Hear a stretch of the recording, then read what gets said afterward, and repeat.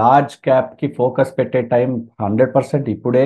ఇటువంటి సమయంలో large cap growth is a very apt product అని నౌ ఇట్ ఈస్ లైవ్. ఈ లార్జ్ క్యాప్ గ్రోత్లో మొట్టమొదటి తేడా ఏంటంటే ఇక నుంచి 1000 కోట్ల కన్నా ఎక్కువ కంపెనీ మన పరిధిలోకి రాదు. ఈ ప్రోడక్ట్ పరిధిలోకి, ఈ ప్రోడక్ట్లోకి రావాలంటే టాప్ 300 కంపెనీస్లో ఒకటిగా ఉంటేనే మన కన్సిడరేషన్లోకి వస్తుంది. అది కూడా పెర్ఫార్మెన్స్ బాగుండాలి.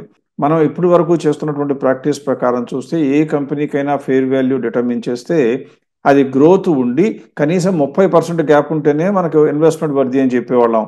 లార్జ్ క్యాప్ గ్రోత్లో మాత్రం 15% ఉన్నా కూడా మనం ఇన్వెస్ట్మెంట్ వర్ది అని చెప్పి అది కూడా కొనడానికి ముందుకు వెళతాం. ఈ 2 తేడాలు తప్ప ఫిలాసఫీ ఈజ్ సేమ్.